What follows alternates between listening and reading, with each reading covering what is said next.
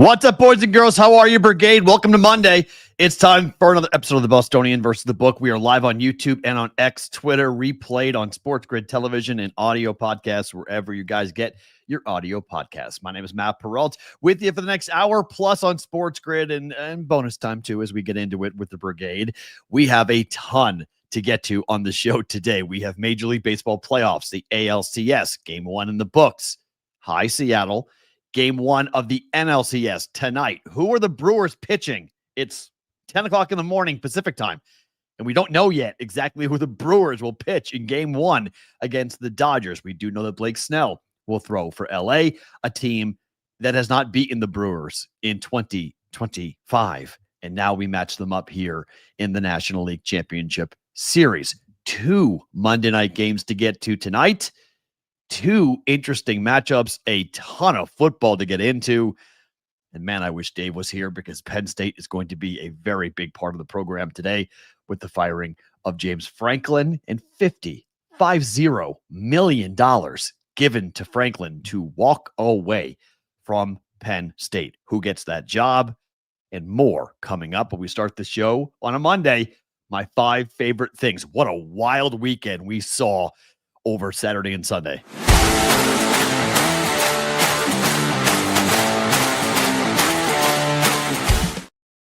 Opening line, my 5 favorite things from this very weekend. We open up, and what do you think I'm going to open up with? Of course, I'm going to open up with my quarterback, my new quarterback in Drake Maye.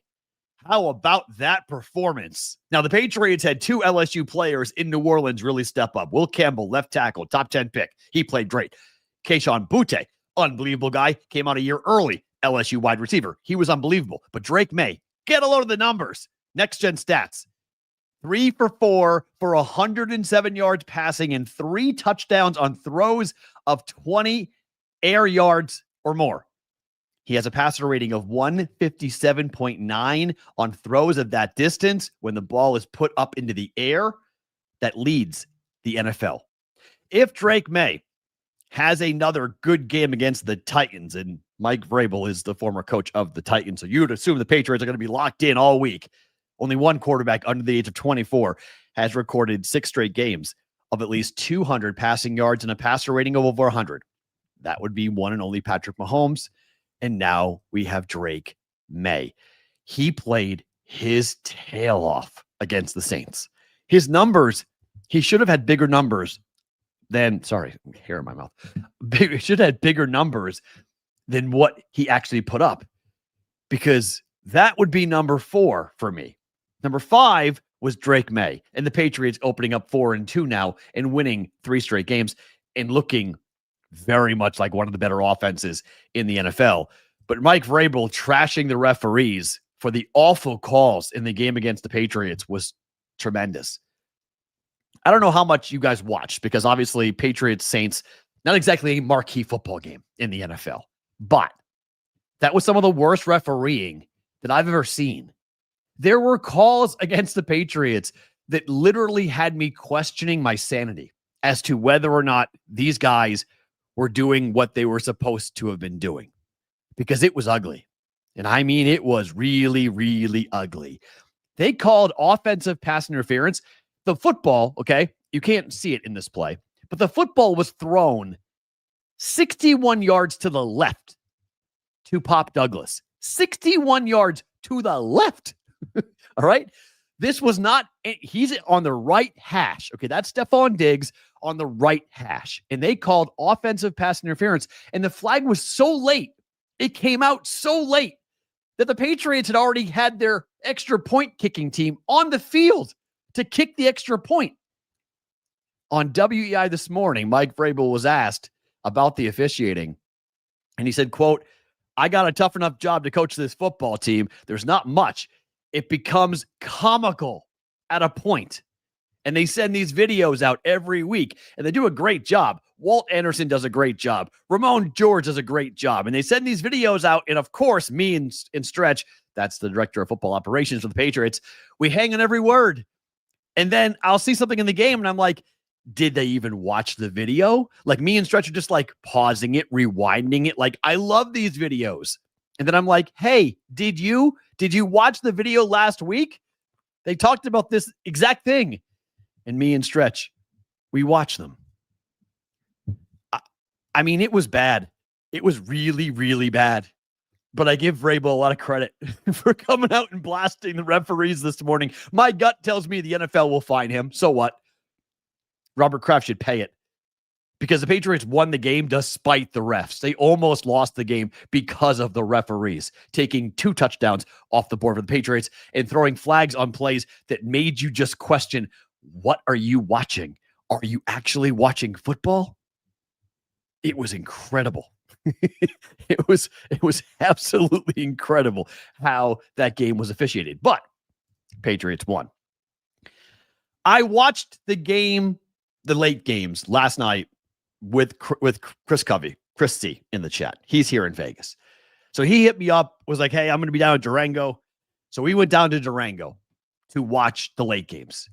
When I tell you that Baker Mayfield takes people and puts them out of their seats, Baker Mayfield takes people and puts them out of their seats. Baker Mayfield was unbelievable again for the Bucs against the 49ers. Huge win for Tampa. They've had so many injuries. No Mike Evans. Obuka gets hurt during the game. But the run that got everyone going was this 15-yard 3rd and long run in which Baker Mayfield picked up the first down by leaning over the first down line to gain marker. The entire bar went crazy. Like everyone started running around going, did I just watch what I just watched with Baker Mayfield? He is not only tough of nails, he's not only cocky and confident, but the dude is playing at MVP levels. If I'm voting for an MVP right now, I'm voting Baker Mayfield. He would be my MVP. He just passed Dak Prescott. I had Dak before, but now all the injuries for Tampa, and they're 5-1. I have a pretty big bet on Tampa to win the division. So I'm all in on this. I like what's going on clearly with the Bucs right now, even with all the injuries. But Baker Mayfield is elevating everyone's play, and he's not taking no for an answer. He's willing his teams to victory. They're winning on the road at Seattle. They're winning at home against the 49ers. It doesn't matter who's out there. It doesn't matter what scenario is placed in front of Baker Mayfield right now. He is playing at an elite level, and we've talked about him a lot on this show. I really like Baker. It's fun to bet on Baker Mayfield. It really is. It's fun to have money on him. It's fun to cheer for him. It's fun to watch what the guy's capable of doing. He is really, really fun. And good point, Ish. He's 3rd in voting at the moment. If you like the value, and you should like the value, he's playing incredibly well, Brendan. Yep. Every game. Dog. Straight up dog with the way he's playing. It's incredible that the Tampa Bay Bucs went from Tom Brady to Baker Mayfield because they play so differently. Brady was a statue in the pocket. He was slippery. He moved around. Baker Mayfield just does it with grit, grind every play out, finds a way. It's not pretty. It's not fluid. Everything is just kind of like discombobulated and broken, and he just finds a way. The guy just finds a way to win. It's really hard for me when people talk negatively about Baker. I'm like, what are you watching? Like, what are you watching? If you don't like this kid, this is football. Baker Mayfield is football. We talked about it on the opening line a couple of weeks ago. First ever walk-on true freshman to start at a Power 5 conference. Guy transferred to Oklahoma, wins the Heisman Trophy, #1 pick overall. The talent has been there. We've known about Baker forever. Took the Browns to their only win in like the last 50 years in the playoffs. But nobody wanted him. Panthers didn't want him. Rams didn't want him. The guy went to the Rams, was picked up off the scrap heap, played a game and won a game for the Rams with like 2 days of practice and won a game. And now he's got his team and they feed off of him. Baker was unbelievable yesterday. To college football. Well, Kirk Ferentz, congratulations. You are now the longest tenured, and you were probably previously, but Kirk Ferentz is like a dinosaur now. Since 1999, he's been in Iowa. Longest in Power 4. We won't see that again. We will not see a coach be allowed to coach at one place for 25 years again. Like that is a thing of the past. That will not happen. But number 2 for me was that Greg McElroy is getting roasted for just saying the truth, that it was needed. Firing James Franklin after the loss to Northwestern. They were 21-point favorites at home. They were 24-point favorites at UCLA. They lost both the games. Combined with the loss to Oregon, it was over for James Franklin. As McElroy said on Saturday night, there's some buzz in talking with some of my Penn State folks over the last couple of days. There was buzz that it would be trending in this direction, but none would have assumed it would have come after a loss to Northwestern, because none assumed that they would actually lose at home to Northwestern. So what had to be done was done. James Franklin is out, and now Penn State becomes by far the most desirable opportunity on the open market for a possible head coach move. We'll talk more about the options that Penn State has in the story of firing James Franklin for $50 million coming up in what happened last night. But McElroy should not be getting roasted for saying the obvious, because I said it all weekend. After the loss, I said, when do they fire him? On Sunday, I said, does he make it to Monday? They can't wait till Monday, can they? They got to do it now. Like, has James Franklin been fired yet? And people were like, oh, no, they're not going to do this. Booger McFarland and all the ESPN folks going, no, they're not going to fire him. No way. He got fired. Now, how'd they get the money? Well, that's a debate, and that's a big controversy at the moment, because if Adidas gave him the money to do it, yikes. That's a first. That would not be great. But my favorite thing about the weekend, my number one craziest thing that I saw over the weekend, the thing that has me still buzzing here on Monday, was what happened with the Auburn and Georgia game involving Kirby Smart on the sidelines. If you guys missed this, now, frankly, I'm on Auburn +4, okay? Or was it 3.5? Maybe it was 3.5. I'm on Auburn, okay? So I'm watching this game intently. I had a horrible Saturday. I went really well on Friday, really well on Sunday. Saturday was atrocious. So I'm watching this game, and I'm going, okay, Auburn got screwed because they should have gone up 17-0.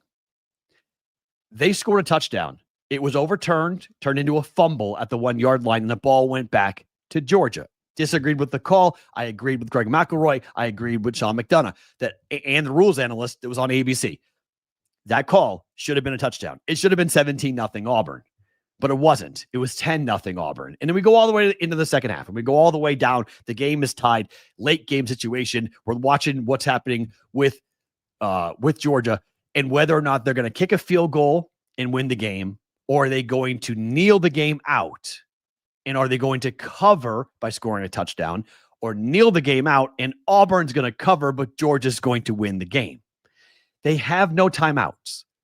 Kirby Smart runs down the sidelines doing the timeout motion at the referees. Timeout, timeout, timeout, timeout. They don't have a timeout. Okay? They don't have a timeout. After they award the timeout, the head coach of Georgia, with a straight face, runs over to the referee and says, I wasn't calling timeout. I wasn't calling timeout. I was clapping. I was clapping. I was saying, snap the ball, snap the ball. I wasn't calling time. You weren't calling timeout? He got away with it. He got away with it. The referees let him get away with that. I mean, how incompetent are you? How bad at your job are you that you don't trust your own eyes? The reason why they blew the whistle, the reason why they decided to stop the play, was because they saw the head coach running down the sidelines, doing the timeout motion, yelling timeout. He was verbally saying it. He was physically showing it. And then he turned around and said, I wasn't doing that. No, I wasn't doing that. I was just calling, snap the ball. Snap the ball. What in the holy hell was that? That was unbelievable. And then, to make it even worse, the quarterback for Georgia, who I like Gunnar Stockton a lot, but what are you doing going in the end zone? Why are you scoring a touchdown there? I mean, just slide down. The worst thing that could happen is you give the ball back to Auburn with 2 minutes to go, and Auburn's got a chance to potentially score twice and win the football game or tie the game. No need to go into the end zone there. That made no sense. Should have been a 3-point win. Auburn should have covered. Instead, you score a touchdown, it goes up by 10. And after the play, you see Kirby Smart walking over to Gunnar Stockton and saying, "Hey, you shouldn't have scored there. Like, that wasn't smart." Now, did Vegas call it in? I don't know. I have no idea. But my goodness gracious, the referees in the SEC have a lot to explain about what happened in that football game. And Auburn has a big gripe today as to what the heck happened at the end of that game, and for the whole game, for that matter, up against their oldest rival in Georgia. Now, again, I have Georgia winning the SEC, so I have a 4-1 ticket on that. So it worked out well for me there, but no, Auburn should have covered. That was ridiculous what happened on Saturday night. Let's talk more about James Franklin. What happened this weekend? A lot happened this weekend.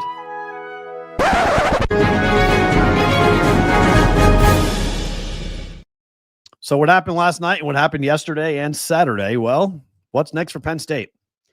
They have decided to make this decision to fire James Franklin, and they have given him $50 million, the second highest buyout ever in college football, to do so. Matt Rule's name is being tossed around. He's the head coach of Nebraska. Kirk Cignetti, more on him. In a second, he's the head coach of Indiana. His name's being tossed around. Bill Bender, who may be on the show tomorrow, we're trying to find a time to get Bill from the Sporting News on the program, wrote an article about what is next for Penn State in the wake of the firing. His headline, what is next for Penn State? Firing James Franklin proves Nittany Lions standards need honest evaluation. This is hard for me because I want Dave here to talk about this, because Dave and I used to fight about this all the time, because Dave used to hold Penn State above Iowa. And I used to say to him, how different is Penn State than Iowa? Like, really? You both are stuck in your ways. You both have a passionate cult-like fan base, and you have won more than Iowa, but not a lot more than Iowa. You allow your coaches to be mediocre. You allow your coaches, the standard is so much lower than what it is at other schools. Ryan Day wins a national championship, and the fans are still pissed off because he lost to Michigan. The standard is, the bar is so much higher at other programs across the country. And Penn State and Nebraska and all these 1990, 1985 programs are all living on the blue hairs, who are the big money donors that remember the good old days. But nobody today remembers anything about those teams. I mean, people don't even remember, like, LeVar Arrington being a Penn State Lion. Nobody remembers that. Kajana Carter. Nobody remembers that. Like, people just don't remember when Penn State was a national power. They got into the playoffs last year and they made a run, but they lost. They lost because Drew Aller is not a good quarterback. And Drew Aller broke his ankle in the game against Northwestern, and his season's over. So you have no quarterback, and now you have no coach, and now you have no chance going forward. Bill Bender wrote the following in the article. Quote, he quotes the release from the athletic director at Penn State saying, quote, Penn State owes an enormous amount of gratitude to Coach Franklin, who rebuilt our football program into a national power. That is true. He won a Big Ten championship. Iowa hasn't done that in forever. Led us to 7 New Year's 6 bowl games. Who cares? And a college bowl playoff appearance last year. However, we hold our athletics program to the highest of standards, and we believe that this is the right moment for new leadership at the helm of our football program to advance us towards a Big Ten and national championships. As Bill Bender writes, what is that standard exactly? This is where Penn State better be honest. Instead of a declaration, maybe ask a question. What is Penn State? National power? The Nittany Lions haven't won a national championship since 1986. I was 9 years old that year. Big Ten powerhouse. Penn State has won 4 Big Ten championships since joining the conference in 1994. Ohio State has 13 Big Ten championships and 3 national titles since 1994. Michigan has 8 Big Ten championships and 2 national titles since 1994. Penn State is not that. Perennial playoff contender? That is it. And the next coach will have to be more than that. There is a tremendous risk of catering a program at a heavy cost. This is the first major program, we will allow it, tongue in cheek, to do it in the 12-team college football playoff era. Was this really the right time? Yes, I think this was the right time to make the decision because you can't let this fester anymore. You have to pull the trigger and move on, regardless of the buyout, which was $50 million. Okay. But the names being tossed around, this Matt Rule rumor, okay, hold on. Matt Rule is 2-22 in games at Nebraska against ranked opponents. You can say he's in year 3, Matt. He's 5-1. Okay. Have you watched Nebraska football? Do you think that program is going to be a national power anytime soon? Because I still pay attention to Nebraska football. Okay. I covered them full time for 5 years. And I have people who still cover them today, friends of mine who cover them today. And you watch the program and look, Raiola's a good quarterback, a good get, help to kind of lay the foundation and see where the program goes. But that Nebraska team up against, Ohio State, up against even a Penn State, up against a Michigan, up against a USC. Are they in that category? No, they're not. And so Matt Rule, who coached at Baylor and Temple, who is a guy from Pennsylvania, is a guy who does understand, quote unquote, the cult of Penn State. Okay. The cult of Penn State, that he could understand how to deal with some of the dynamics, the power dynamics around being the coach of Penn State. Okay. I'll give you that. That's part of the job. At the end of the day, you need to win. You need to win, period. And I'm not talking just like 9 games, 10 games. I mean, win championships at a program like Penn State with the resources that Penn State has, with the money that Penn State has. There isn't this demand yet to win. They want to win the right way. They're like Iowa in a lot of ways. They want to win, but they want to win the right way, or at least how their fan bases perceive winning in the right way looks. And James Franklin won enough to keep his job. He won enough to keep his job. Matt Rule should not get a promotion for what he has done at Nebraska. Kirk Cignetti is the guy I would hire, but how do you do that if you're Penn State? Like, you're not. I could see Matt Rule leaving Nebraska mid-season to go take the Penn State job and waiting and just be around the program. I could see him doing that. Now, the Husker fans would lose their freaking mind, and Husker media today, we'll call them that, talk show hosts and whatnot. I've been watching this from afar, and their whole response to this is like, this is time for Nebraska to flex their muscles and like show that Nebraska's got the pockets to pay for their head coach, and they got to keep him there. He needs to be in Lincoln. Okay, fine. Has he been better than Bo Pelini? Yeah, he has been better than Bo Pelini, but it's a short tenure. Bo Pelini was there longer. Would I take Matt Rule over Bill Callahan? Absolutely, 100%. Bill Callahan was a complete dumpster fire as the head coach of the Huskers. But you look at the future for Nebraska, and you want that continuity, but you can find other coaches. Matt Rule is not irreplaceable. He didn't do well in Charlotte with the Panthers, and that's how he wound up going to Nebraska to begin with, because he flunked in the NFL. And so he comes back to college, and everyone's saying like, hey, it's year 3. Let's see what he does. Okay, he's 5-1. What do you want to see? Like, what do you need to see out of Nebraska that makes you think that Matt Rule should be coaching Penn State?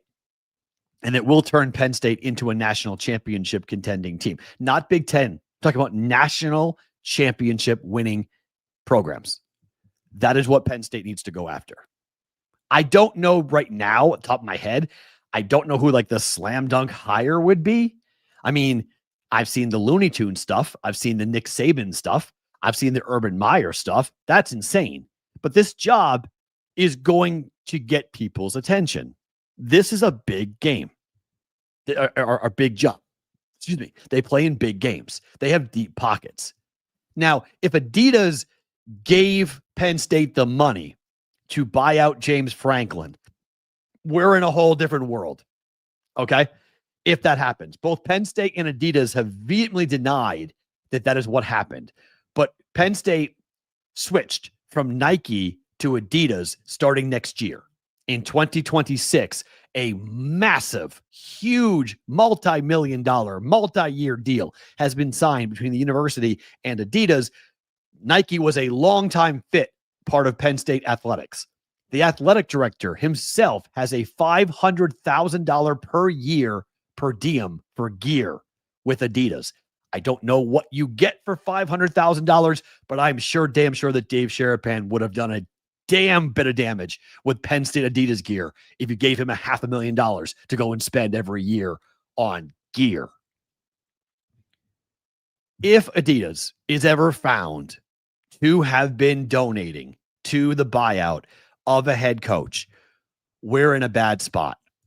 Like, we are in a really, really bad spot if that's where we are with college athletics. You cannot be doing anything close to that. They're denying it. They're saying no. They didn't do any of it. Like, no. But some are saying maybe they did, because the money sort of magically appeared. Like, they didn't have the money on Saturday. Everyone's like, where are they finding $50 million to buy out Matt Rule, to buy out James Franklin? Like, where can they pay that? And then on Sunday, they found it. Like, they looked under the seat cushion. We're like, oh, there we go. How are you? There's $50 million. Let's go ahead and pay him. And now James Franklin can get fired. I mean, when he was walking back into the locker room after the loss to Northwestern, again, a 21-point favorite at home. They were 24.5-point favorites at UCLA. They lost both those games. I mean, they were in overtime against Oregon. And then 3 weeks later, James Franklin is fired. But by all accounts, he lost the locker room. There were fans waiting for him as he walked back through, because they have one of those tunnels where you come out of the field and you walk past, and a lot of the big money boosters get to stand and watch the players and watch the coaches. They were chanting "Fire Franklin" at his face. Fire Franklin at his face. Like, that was it. That was over. That was not going to get better. It was only going to get really, really worse. And the media was going to get more and more into the idea that James Franklin was going to be gone as the head coach of Penn State.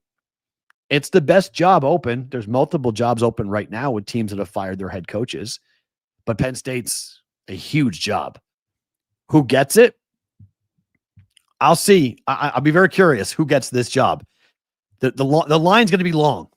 A lot of people are going to want it, but I'm with Bill Bender, and hopefully we'll talk to him tomorrow on the show. Penn State better be picky. And Penn State, don't just settle for Matt Rule. Don't just settle for somebody that you think. Kirk Cignetti, he's worth it. He's worth it to go buy him out. He's worth it to go pay him. He's worth it. But given what that guy is doing right now, Indiana is now ranked third in the latest poll. That is the highest that they have ever been ranked. They are rolling. I was dead wrong, and I am done betting against Kirk Cignetti and Indiana. If they can go to Eugene, Oregon, and they can beat the Ducks in that building the way that they did that was absolutely stunning to me. I had a bad Saturday betting, but I did not see that. No way. Outright? Covering, sure.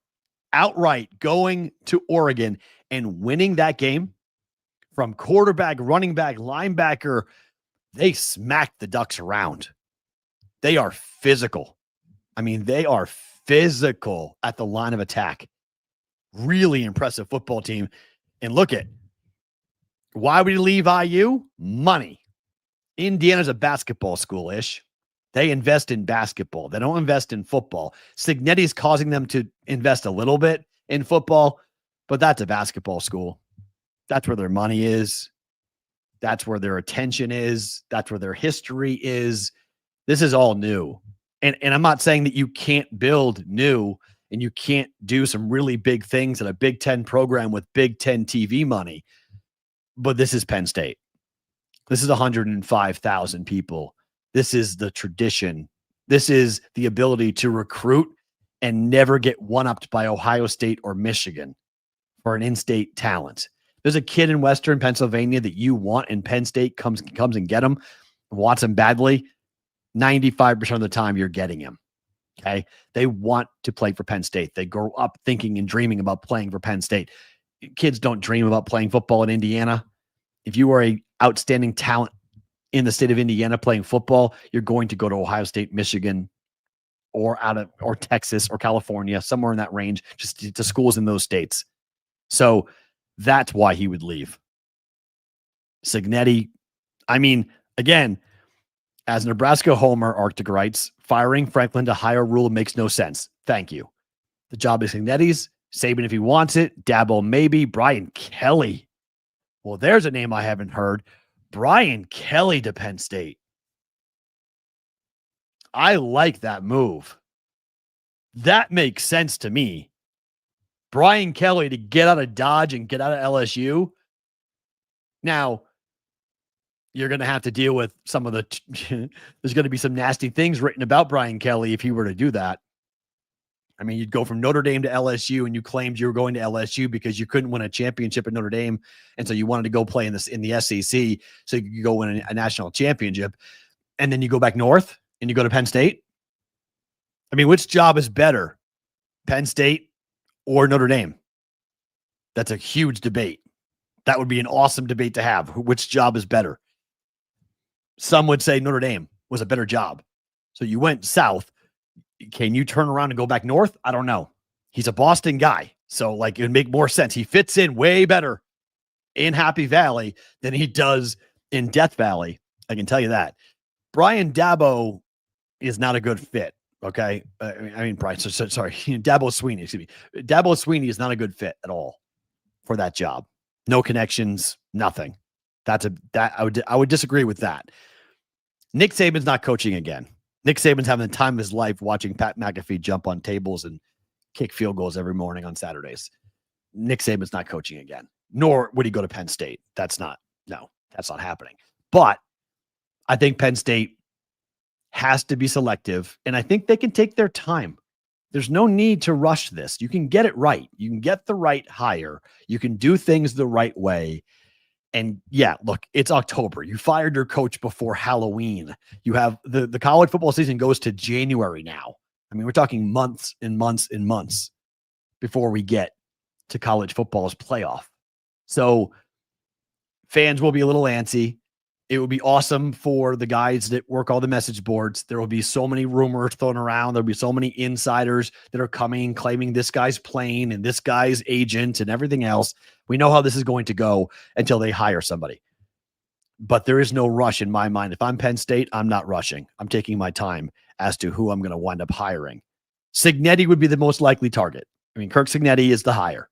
If I'm picking who should get the job, it's Kirk Cignetti. But there's a lot of hold on and wait situations there, because what if he goes to the playoffs and what if Indiana goes and wins the whole damn thing? I know it's kind of a crazy thing to say, but who's the best team in college football this year? Have you seen a 100% lock for the best team in college football? Because I haven't. Number one was Texas. Sure, they beat Oklahoma with a quarterback with one hand over the weekend. Great. A win for Arch Manning finally. Number two was Penn State. Number two is Penn State. So, like, Ohio State looks really good. Are they infallible? No. Could Michigan beat them? I don't know. Maybe. Michigan went to USC and got destroyed. So we'll see what USC does with that win and where they go. But at home, I mean, Lincoln Riley's team looked really good. Offensively looked great against that Michigan defense, which was, again, speaking of overrated, the Michigan defense going into the year, overrated. So there's a lot of parity in college football, which is not a bad thing to have a 12-team playoff. That's a good thing because now we get to watch this thing and it's not going to be how everyone thought, right? Last year, the first round game sucked because it was a complete mismatch. Hopefully we don't have that same problem this year. Hopefully we see some better football games because of the parity. You know, let's see who gets in. Let's see who the 12 teams are. Heck, UNLV is 6-0. UNLV might be in that thing. Thank you, CBW. Cignetti currently making $8 million per year, a $1 million retention bonus in 2032. Yeah. They just paid $50 million to have a guy walk. Penn State can do whatever they want. They can name whatever price they want. If Kirk Cignetti has a number in mind, they can hit it if they want. That's the problem for Indiana. They don't have the pockets that Penn State has, the boosters that Penn State has. Billy Napier and Mike Norvell. Well, look at Florida State's loss over the weekend was, I mean, I was on Florida State. I was not on Florida. Look, A&M might be the best team in the country. I think everybody needs to kind of come around to the idea that Texas A&M is really freaking good. Mike Elko could be a really good target, but why the hell would Mike Elko want to leave Texas A&M for Penn State? That's lateral to me. That's a lateral job. Mike Norvell and Billy Napier are probably both fired at the end of the year. Fish killer. So one open job is Va Tech. Talking about Franklin. I mean, he's going to be a hot commodity. James Franklin will not be on the unemployment line for long if he wants to coach next year. The guy's got too good of a record. He's won too many football games. So if James Franklin is looking to coach next year, he just made $50 million. Would you blame the guy if he goes and sits on an island for 2 years? I mean, maybe he wants to work. Maybe he has a bad taste in his mouth. Maybe he's really frustrated and mad. But the guy couldn't win top 10 games. That was the problem for James Franklin. His record just wasn't good enough. He was not good in the biggest games on Penn State's schedule. And that was just a big problem for a lot of people because they didn't buy that he was going to be able to win. But he was 104-45. That's an insane number. 104-45. A lot of programs are going to run to hire you for that type of success. But that wasn't good enough at Penn State because he couldn't beat Ohio State. He couldn't beat Michigan. He couldn't win the big game. He couldn't win Big Ten championships. Lost it to last year to Oregon.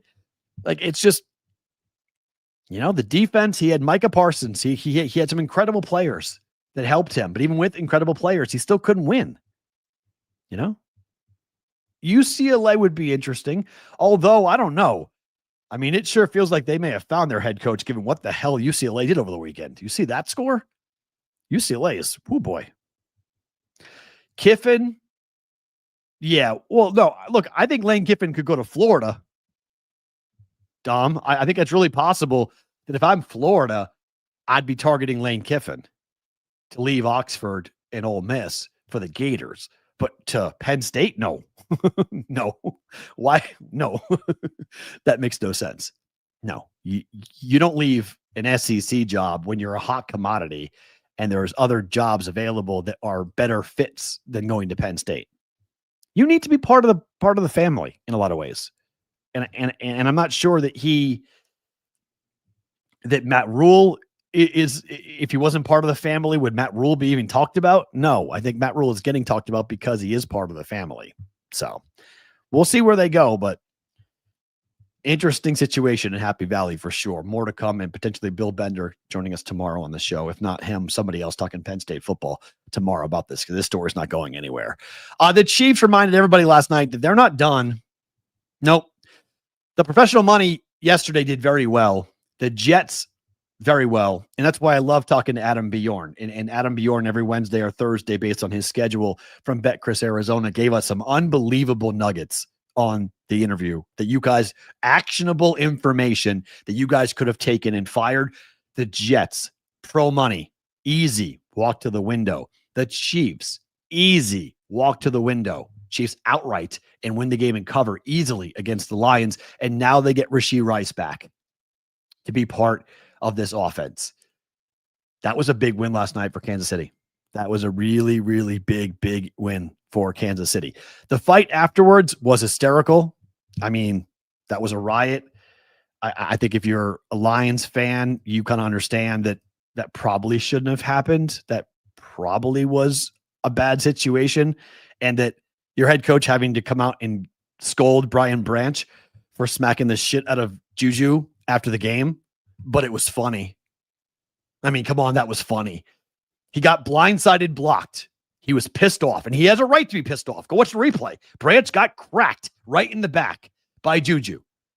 So Smith-Schuster, after the game, walks up to the dude and says something to him, and he got the shit smacked out of him. It was tremendous. I mean, that was great. And then he got dragged. Not only did Juju get smacked and then he fell over, then Brian Branch with one arm grabbed him and rolled him around and just made him into a ragdoll. Like, he got owned. So I know that was criticized by Dan Campbell. I know he says we don't do that around here. That's not how we do these things. But that was funny. I mean, that was funny. And frankly, it shows where the league is when it comes to some of the antics by the Chiefs. They get away with way too much, and the referees allow them to get away with way too much. And so Brian Branch is like, screw it. I'm tired of this, dude. He's running his mouth after the game. Eat this. He punched him in the head. He punched him in the head with a helmet on, which is never really all that intelligent, right? Don't do that. Don't punch him. But he helped. It was open palmed at least. Don't punch him with a fist. He hit him with an open palm and then like snapped his head back. And then that got Juju all mad. And then Branch grabbed him by the face mask and literally just started to drag him. Which, I mean, Juju got owned in that fight. That was awesome. So I was on Team Branch on that fight. And I get why, Campbell said what he said. But, Chiefs played well. Big win. Important win, given who is coming back. Rashee Rice is coming back. That is not happening, JC McCasey. I'm sorry. You can do whatever you want on this. He leads your team in rushing, okay? There are losses coming to the Chiefs very soon if that does not change. They have no running game whatsoever, okay? Zero, none, zip. So that needs to be changed in a hurry because the schedule is not getting that much easier for the Chiefs, okay? You can say the Raiders are going to be a cupcake next week. I would disagree with that. The Commanders, we'll see them tonight on Monday Night Football, at the Bills, at the Broncos. Have fun on the road in those two places. Colts at home. Colts are the 1 seed currently at the moment in the AFC. At the Cowboys, we'll see what the Cowboys look like, but that's a team. They have no defense, but their offense can score. And if the Chiefs' offense doesn't look better, okay, they're 3-3. They're 3-3. Way behind, if I'm voting. Patrick Mahomes is a name at the moment, and that's why he is where he is with the odds, because it's what people will bet. It's not what people are going to vote, okay? Two vastly different things. Two very, very, very, very, very different things that come around with that, okay? There's two very different situations that go into Mahomes and whether or not he wins the MVP, because he's behind Baker and Dak. I could listen to him in the Josh Allen conversation. Him and Josh Allen are about even to me in terms of the MVP. But numbers-wise and performance-wise, no. That's going to be – he'll be in the conversation, but I'm not giving it to him. The Cowboys lose because of their defense. Again, I mean, Dak was awesome. I mean, absolutely awesome. ESPN research. Since starts were first tracked in 1950, Dak Prescott is the first quarterback to have 11 or more passing TDs and rushing TDs and 0 turnovers over a 3-game span in which he did not have a winning record over that span. 1-2 for the Cowboys over that 3-game span with what Dak Prescott is doing. He's doing everything in his power to win. Like it's all Dak. He's been tremendous this year, but that defense is a joke and they need to fix it. If it's the Trey Henderson trade, if that's what has to happen, so be it. Like Jerry Jones, be a GM, go make a deal, go find someone to help your defense because your offense is literally MVP, Super Bowl quality. And yet, I mean, George Pickens played his ass off yesterday. He was awesome. The best player on the field yesterday. I mean, I know there's some big number guys that came out of the Panthers offense too, but Pickens was awesome yesterday. He was tremendous.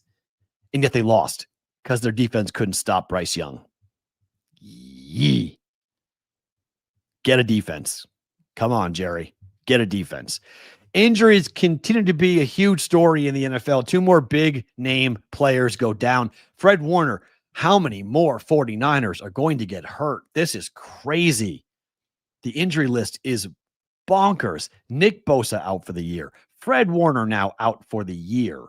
Puka Nacua has an ankle injury. He tried to come back in the game yesterday for the Rams in their win against the Ravens, but he's out for next week. They've already ruled him out. They have a bye week after that, so they'll give him 2 weeks off to get the ankle right.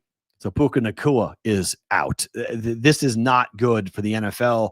I mean, look, we've seen the injuries to Joe Burrow, big name quarterbacks who have been out. We've seen the injuries to big name wide receivers. We've seen the injuries to big time defensive players.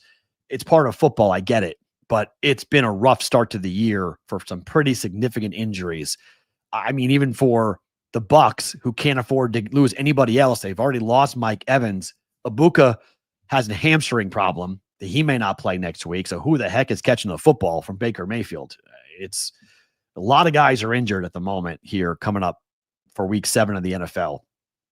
Bye weeks are starting to roll, so that's good for these teams to get healthy and have some time off. But it's a 17-game schedule, 18 weeks. A lot of injuries.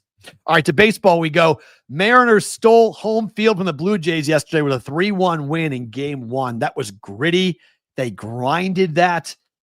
If you're a Blue Jay fan, we'll get to the game in a little bit, but my goodness gracious, that's a game where your bats were silent. And you, if you're a Blue Jay fan, I mean, playing at home, you have Game 1 of the ALCS in your building, and you expect your offense to do a lot more than just one run.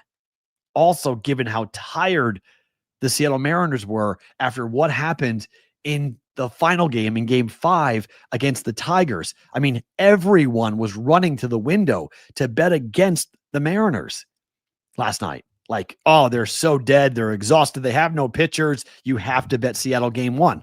Whoops. I mean, bet the Blue Jays Game 1. That didn't happen. Okay. That didn't happen. Unbelievable game by the Mariners pitching staff. Just gutted it out. Game 2 tonight. More on that here in just 1 second. Speaking of tonight, let's talk Monday Night Football. Bills at the Falcons. Total is 50. Why is this number coming down? Anybody want to? Why is this number coming down? This is a little bit fishy, okay? I don't do the whole like fishy line thing, but this is a little bit fishy, okay? The numbers are not good. Raheem Morris, as a head coach with the Falcons, he's 4-16 as a home underdog in the NFL. 4-16. That's horrible. They're at home tonight as a home underdog. The Bills, when the second night game is on the road, they played a night game at home against the Patriots, lost.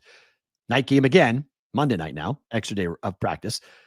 They are on the road again. They're 0-7 straight up in this situation in their franchise history. 0-6-1 against the spread. Now, Josh Allen is 13-6 straight up off a loss on the road in his career. So he has bounced back dramatically. But as a franchise, this is normally a spot where the Bills lose the game outright. I can tell you right now, books need Falcons. Everyone's on all the public money, all on the Buffalo Bills. So why is the number coming down? That would be my first question about tonight. Why is that number coming down? Why is the professional money coming in here on a home dog in the Falcons? To me, it's Bijan Robinson. The Bills can't stop anything running the football, and you have one of, if not the best running back in the game going tonight for the Atlanta Falcons. Bijan might be the best player on the field, and if he is, bad news for the Buffalo Bills. The second game will put the Bears at the Commanders. That number's up to 5.5 now. Total is 49.5. It's a rematch of the Hail Mary that happened last year. Bears are 0-4 straight up in primetime over the last 2 years. Over the last decade, they are 11-23 straight up.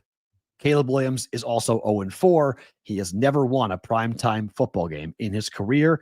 Going to the Commanders tonight seems like a pretty tall task, in my opinion, because Jaden Daniels, 4-2 against the number in primetime. Washington was awful before he arrived. Just absolutely awful before he got there. And so we have the baseball game, and then we have 2 football games, and then we have game 2 of the, game 1, between the Dodgers and the Brewers. Minus 150. Total is 7.5 in this game. Milwaukee went 6-0 in July against the Dodgers. But if you're a Dodger fan, here's a number that you're going to like. 7th time a team that swept an opponent are playing against each other in the postseason in MLB history. Teams that were swept have gone 4-2 in those playoff matchups. So good news for the Dodgers. Dodgers are saying all the right things, that they're not buying this little engine that could, or the Brewers are a bunch of nobodies.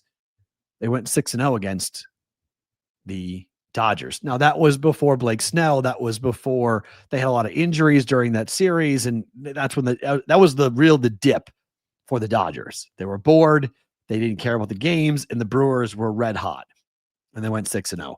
Does that factor into tonight? I don't think so. But if you guys have seen who's pitching tonight for the Brewers, do me a favor and tell me who's pitching, because I can't see it either, Fish Killer. I have no idea on that.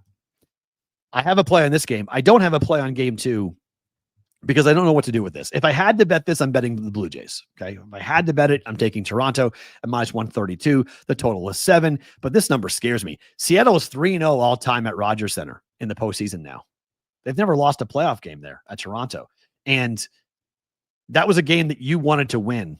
I mean, you had Gosman going last night. Like you had a banged up pitching staff. Like you expected to do damage. You expected to score a lot more than one run. So that's my fear here with Seattle. Cal Raleigh went deep last night, so he's seeing the baseball well. It's hard to fade the Mariners right now. That's all I got to say. It's really hard to say that the Mariners aren't going to roll through the Blue Jays, given the way they're playing. I mean, the Mariners have never played in the World Series. Isn't that crazy to stop and think about that? The Mariners, a franchise of Ken Griffey Jr. and Alex Rodriguez, the Mariners of Randy Johnson, have never played in the World Series. It just might be their year. It just might be their time, given their pitching staff and given their talent level. It just kind of feels like this is now a team of destiny in some ways. And Cal Raleigh, I mean, again, he's the MVP. I don't care what anyone says about the average or whatever. Who's playing right now and who is not?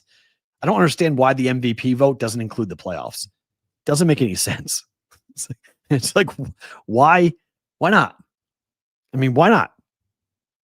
No, it's not a bad, we're calling not a bad organization. It's just crazy. They never played in the World Series, let alone win the World Series. They never played in the World Series.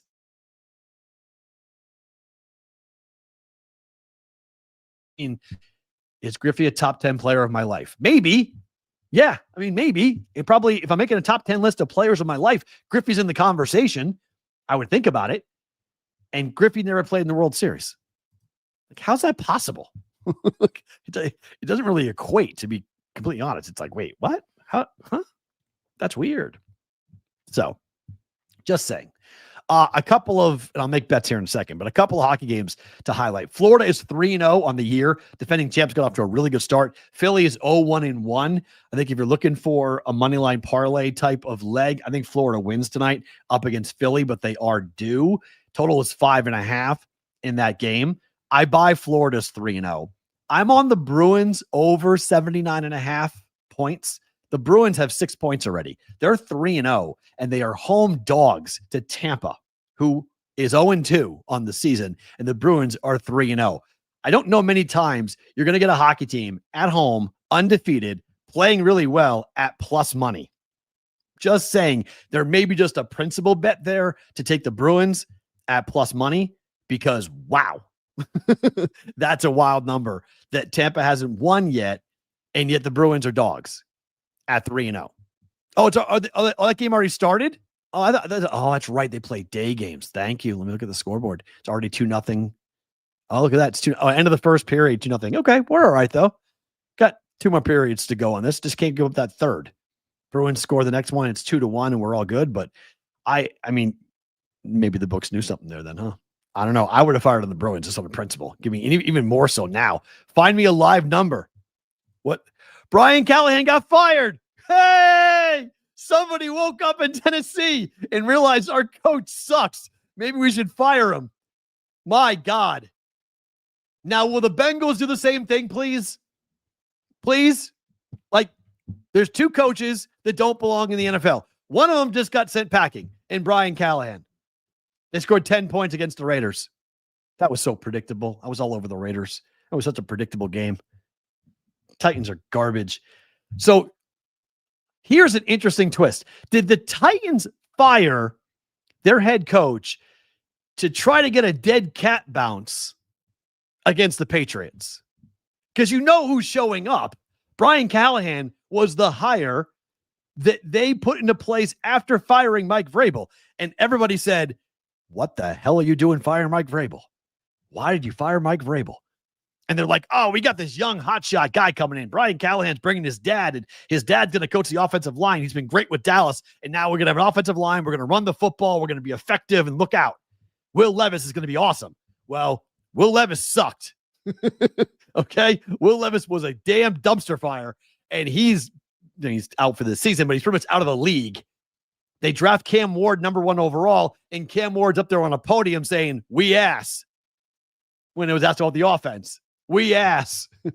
So then they go and lose 2 games after he says those comments. They lose back-to-back games. And now Mike Vrabel is coming in with the Patriots, who are 4-2 with the hottest young quarterback in the NFL in Drake Maye, with a defense that is punishing people and sacking the quarterback at a ridiculous rate. And the Patriots aren't even healthy on defense right now.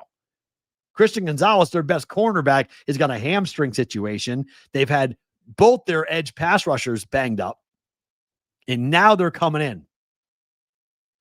How interesting is that? They fire Brian Callahan after the loss to the Raiders and of Patriot Week. I mean, Vrabel said it this morning on Boston radio that whenever you go back to a place you used to play, you're going to bring a little moxie. You're going to bring a little extra. They want to go there, and they want to absolutely kill, destroy, annihilate the Titans. For Vrabel. Watch some of the highlights of the Patriot players and how they talk about Mike Vrabel. Watch the relationship that's going on right now in New England. They are in love with Mike Vrabel. You don't think they want to go there and hang up a number and embarrass that Titans team? I mean, the Raiders scored 20 points against them. Geno Smith even still throwing interceptions. Geno Smith and the Raiders scored 20 points against the Titans. Patriots are going to score 30 or more on that team. So Brian Callahan fired as the head coach of the Titans. Aaron Glenn, everyone's saying it 100%. Aaron Glenn should be next. Aaron Glenn should be out. Yep, 100% at 0-6. That should be easy. 4-19, by the way. 4-19, Brian Callahan. First head coach fired this season. Awesome hire. Mike Vrabel's got to be laughing his ass off today at that. Going, nice job, guys. Thank you. Because it all worked out well for him. It all worked out really, really well for him. He was able to sit a year, enjoy it, be a consultant. I think he was at Ohio State, right? Where was he? He was a consultant for somebody last year. While the Patriots, who, by the way, the Patriots won 4 games last year. 4 games under Gerard Mayo. They won 4 games in the last year under Bill Belichick. They won 4 games. In the first 6 games of the Mike Vrabel tenure with the Patriots, 4 wins. 4 wins. Raiders beat the Patriots, but it was week 1, Ricky, and that's looking more and more like a fluke. Every week, that's looking more and more like an absolute fluke. That the Raiders somehow beat the Patriots in week number 1. It was the turnovers in that game. The loss to the Raiders was a 5-turnover fluke.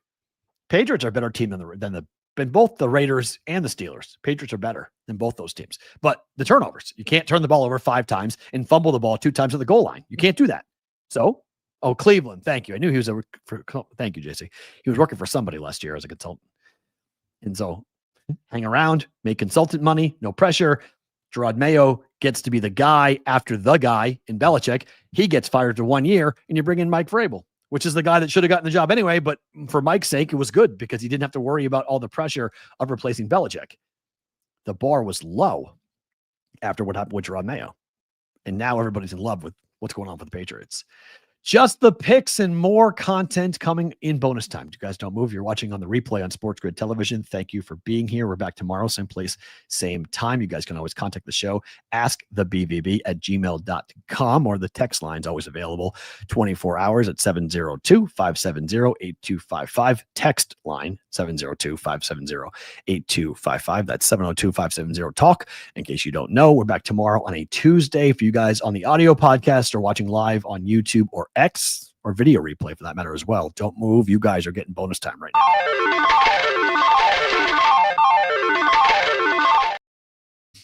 All right, let's make some bets.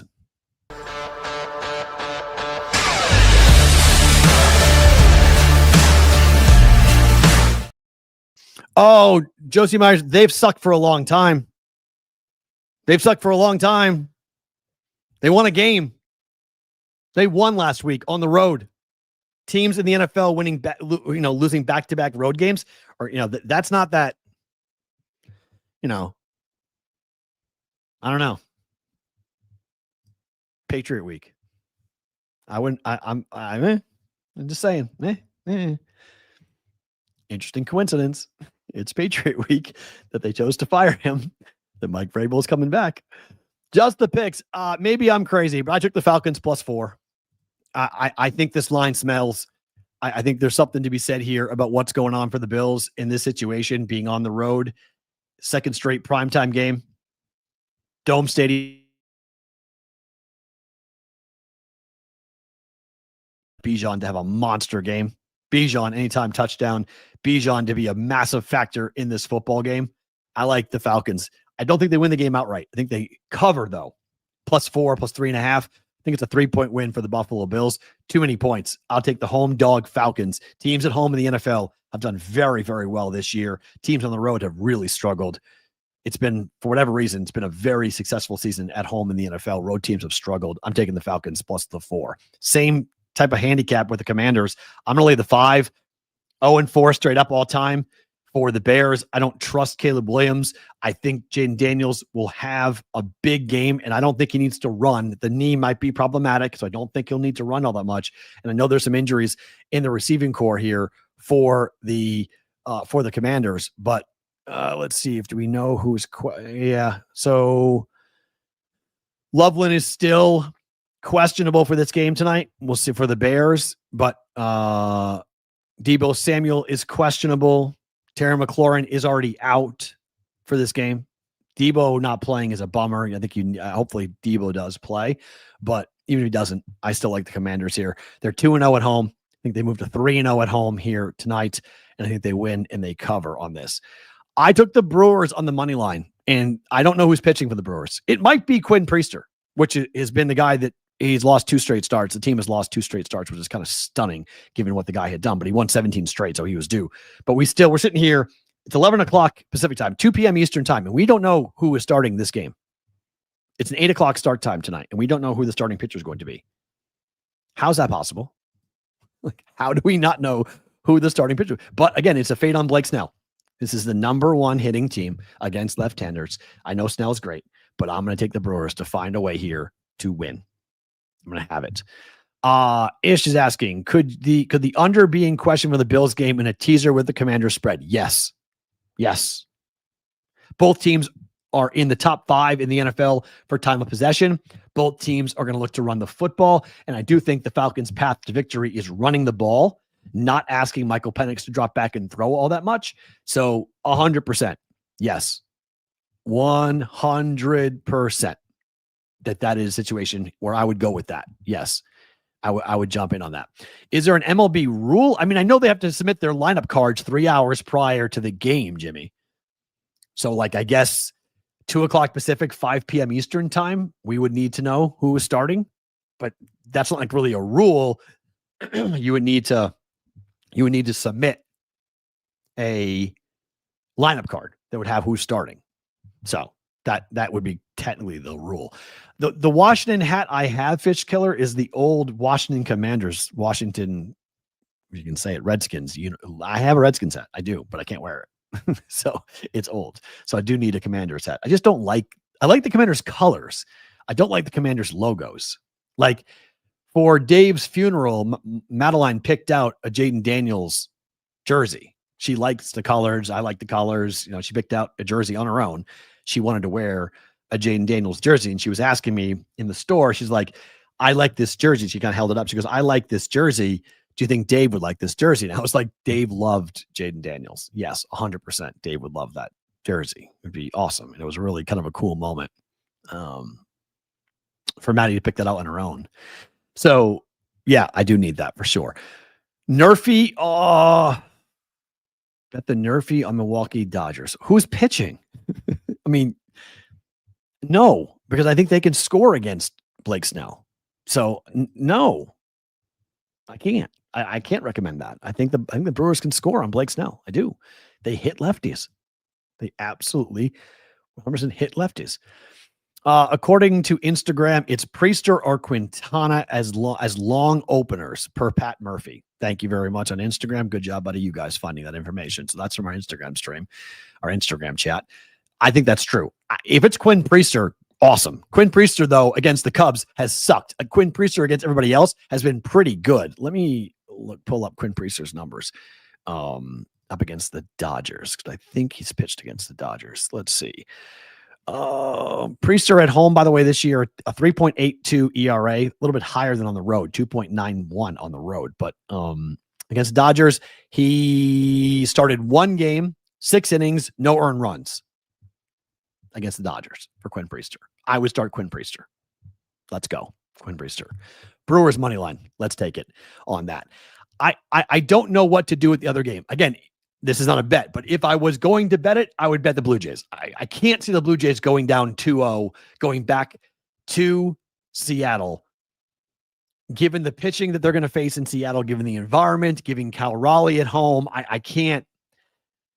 I don't want to say it's over if they lose tonight, but it feels like it's over if they lose tonight. Like, this is the season for the Toronto Blue Jays. So if I was going to bet it, I would bet Toronto.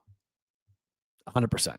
Yes. And the kid they got going is an absolute beast. They got the 22-year-old flame-throwing kid with that. So, somebody on Instagram is saying they're lefties, and then there's Snellzilla. Dog, Dodgers in 5. So I don't know what to do with this. I've got the 26-1 ticket on the Brewers. I've hedged against it already a couple of times. So it's about a 25-1. It was 27-1. Now it's 25-1 ticket on the Brewers to win the World Series. So I'm going to bet the Dodgers at some point, but I don't want to bet 250. If the Dodgers win tonight, I'm going to be regretting it. I tell you that right now. So I'm cheering for the Brewers and betting the Brewers because I'm hoping that the Brewers win, because I think it would be a really huge thing for this series, but also huge for my bet. Because tomorrow, if the Brewers win game 1, I will bet the Dodgers to win the series and hedge off of the bet that I've got going on right now for the World Series bet. We have a lot of wiggle room with that ticket, but obviously, we have to hedge off of it. We have to try to be profitable, but I don't want to lay 5 units down right now. It's minus 250. So if I lay 5 units to win 2 coming back and the Brewers win, well, now I'm really chopping into that ticket, because we have to bet it in the World Series too. So we got to have a hedge there on the other side as well. And we have to hedge enough to make up for the bets that we lost in the first series, the second series, and the third series. So if it's 5, now it's 7. We have to go ahead and bet to win back 7 in the World Series at least, or 8, so we don't lose any money. Okay. So now we're chopping really heavy directly into, if I'm going to try to be profitable, now I'm betting 11, 12 units on the other side doing the World Series, and we're really cutting into the profit. Now we're making it really, really tough. Yeah, but Brendan Rincon, so was the same thing with the Mariners last night. They're exhausted. They're tired. It's the World Series. I mean, it's the playoffs. You're playing to get to the World Series. No, I'm not going to hedge yet. I'm not hedging yet. It's too expensive. I'd rather just lose the unit. I'd rather just lose the 1 unit than do that. Like, that doesn't seem intelligent to me, that giving how much I have to lay down on the Dodgers. I'd rather just play it out and just see what happens. And then we can bet individual games along the way. If it feels like it's going to be a rout, we can start betting on the Dodgers, individually and for games, just to make up for that unit. So I'd rather bet it that way and just eat the loss and say, okay, we just lost it, rather than getting crazy and start having to hammer down these massive numbers with the Dodgers. But again, if the Dodgers win tonight, the Dodgers are going to be like 400 favorites to win the series. It's going to be huge. So, is there a spread? Yep, there is a spread for baseball playoffs. Yep. Different books will have it at different prices. So yeah, you can go ahead and do that. But again, I don't think it's that big of a deal. First 5, no, I don't like that at all, Brandon. Not against Snell. Look, I'm telling you, people just don't get this. Okay. I like Snell. He's a great pitcher. Been throwing the ball extremely well. The Brewers hit lefties. Okay. They hit, it's 4-1 Lightning. See you later. All right. So that was right. That price was right to go ahead and take the Lightning. Bruins will get their first loss of the year. I don't care. 6 points in the first 4 games for the Bruins is incredible. That's crazy. Yeah. I'm with you, Michael. We're not hedging yet. We're not doing much yet. I bet again. I bet, 7-1 on both the Padres and the Cubs to win the pennant. That was the hedge against the ticket. But I'm not hedging on this series. I'm not hedging yet. I want to watch it first. I want to see how it plays out. We got 7 games. We have time. Okay. We got to see how this all plays out. The price will change after every game. Right now at -250, I'm not interested in laying that type of price. That's just not really something that I want to be doing. It's not really going to be, it's not worth it right now. Rather just lose the 1 unit on it than get all crazy with this as to what we're doing right now. I guess I would have lost 3 units technically on it. I want to make sure I'm winning that back with the Dodgers. But I want to be more than that. I want to lay more than that. Like if I get like 150 or 140, I'll put like 6 units down on the Dodgers. So I'll come in heavy on the Dodgers to make sure that I'm going to be profitable. If the Brewers win, we go to the World Series. I still have a 20-1 ticket on the Brewers to win the World Series. And then I can go ahead and hedge off it, whatever I want to hedge off of it in the World Series. But depending on who they play, I mean, Mariners, Brewers, World Series, what's that price? You would, I mean, who's favored? I don't know. I'm thinking Seattle would be favored, but I don't know. Maybe the Brewers would be favored. That would be nuts. Be completely, the books would be wild. Yes, they swept them. Now, it was a long time ago, but 6-0 is 6-0. So let's see what happens. I'm taking game 1. I'm taking the Brewers tonight. Game 1 to win tonight. Favorite thing about today?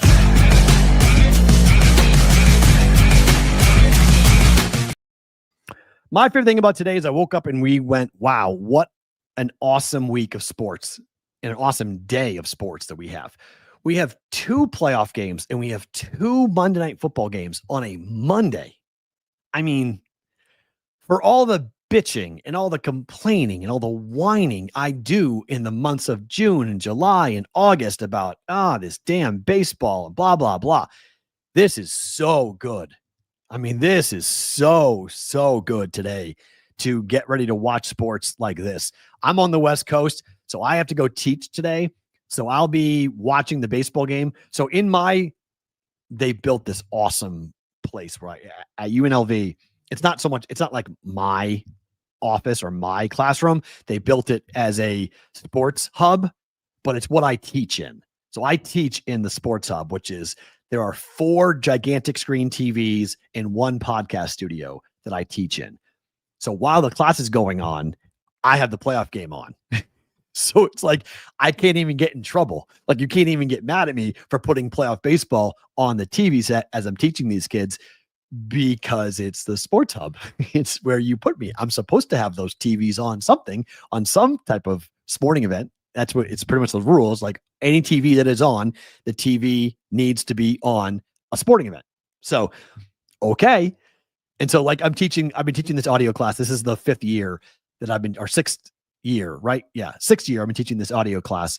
And then next semester, I'm going to be teaching a play-by-play class. We're going to do sports broadcasting and play-by-play coming up next semester, which is going to be so fascinating. And it's pretty cool because the kids right now, I don't teach stats, Dom, but we're going to do stats next semester. We're going to do that. We're going to do gambling next semester. I'm going to educate these broadcasters about betting so they have a solid idea of what they're talking about when they're broadcasting and why in blowout situations, why knowing the lines and the props, why that can help you so much, why that can be part of your conversation with the audience.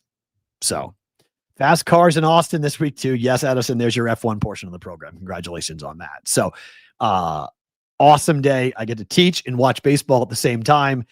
Football comes on shortly afterwards. We have 2 games. Remember, 7:30 and 8:30 kickoffs. These overlap. They're not doing the late game again. It's overlapping. So if one game sucks, you can watch the other. Split screen situation can be really fun. I hope to God that YouTube TV gives me the chance to put all 3 games on TV.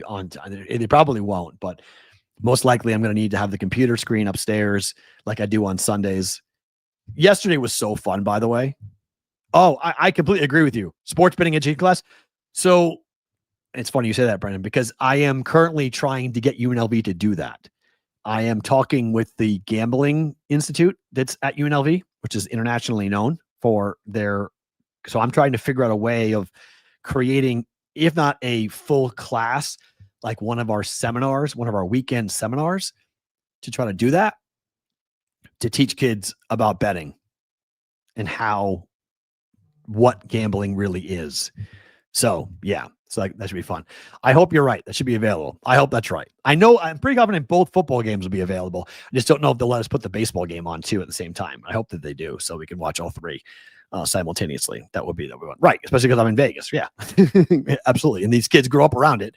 I mean, my daughter knows everything about betting. She knows it all. So enjoy the games. It should be really, really fun. We'll recap it all coming up tomorrow. More on the Penn State firing of James Franklin as well. More college football news and notes as well. We're going to do it coming up tomorrow on the program, 1:00 Eastern time for a Tuesday's Bostonian versus the Book.